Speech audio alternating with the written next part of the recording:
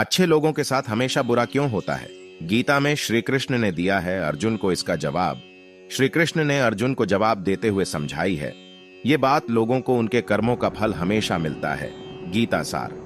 आपने महसूस किया होगा कि जो लोग अच्छे कर्म करते हैं वो परेशान रहते हैं, वहीं जो बुरे कर्म करते हैं वो खुशी से रह रहे होते हैं। अच्छे कर्म करने वाले परेशान होते हैं कि आखिर उन्हें इतनी परीक्षा क्यों देनी पड़ रही है, जबकि जो अधर्म की राह में हैं वो खुश हैं और जिंदगी का लुत्फ उठा रहे हैं। अगर आपके मन में भी ये सवाल आया है तो आज हम आपको इसका जवाब देंगे।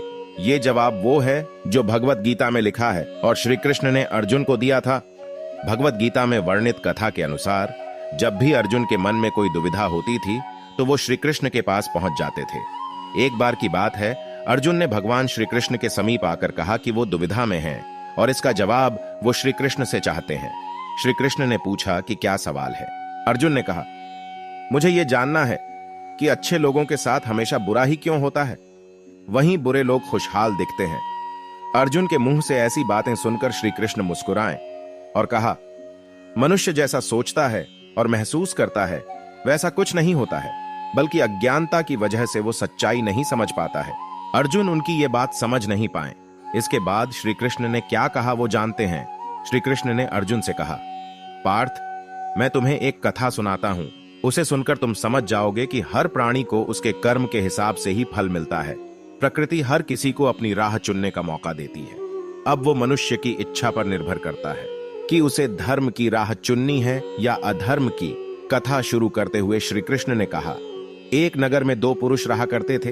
एक पुरुष व्यापारी था जिसके जीवन में धर्म की बहुत महत्ता थी।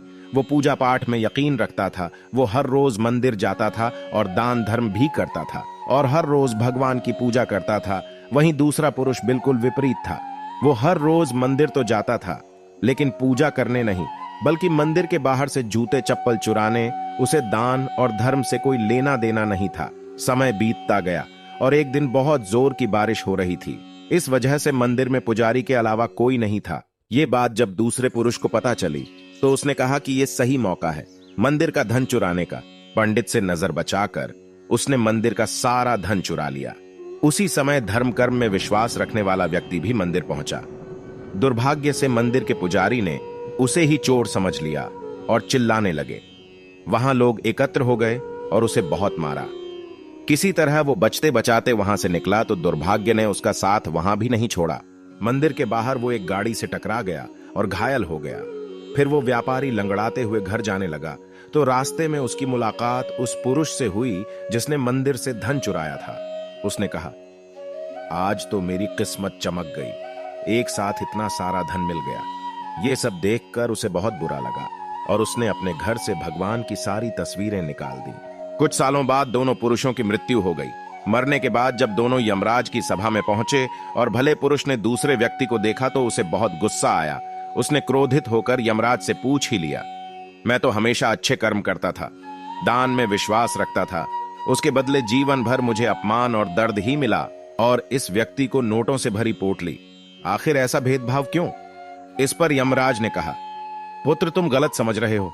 जिस दिन तुम्हारी गाड़ी से टक्कर हुई थी वो दिन तुम्हारे जीवन का आखिरी दिन था, परंतु तुम्हारे अच्छे कर्मों की वजह से तुम्हारी मौत सिर्फ एक छोटी से चोट में बदल गई। तुम इस दुष्ट व्यक्ति के बारे में जानना चाहते हो। दरअसल इसके भाग्य में राजयोग था, मगर इसके कुकर्मों और अधर्म की वजह से वो सिर्फ एक छोटी सी धन की पोटली में बदल गया। कथा सुनाने के बाद श्री कृष्ण अर्जुन से कहते हैं, पार्थ, क्या अब तुम्हें तुम्हारे सवाल का जवाब मिल गया? ऐसा सोचना कि भगवान तुम्हारे कर्मों को नजरअंदाज कर रहे हैं, ये बिल्कुल भी सत्य नहीं है। भगवान हमें कब क्या किस रूप में दे रहा है मनुष्य को समझ में नहीं आता है, मगर आप अच्छे कर्म करते रहें तो भगवान की कृपा हमेशा बनी रहती है।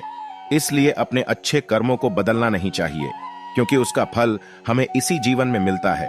इसलिए मनुष्य का फर्ज है कि वो हमेशा अच्छे कर्म करते रहें, क्योंकि श्री कृष्ण ने गीता में भी बताया है कि किसी के द्वारा किया गया कर्म बेकार नहीं जाता है, चाहे वो अच्छा हो या बुरा।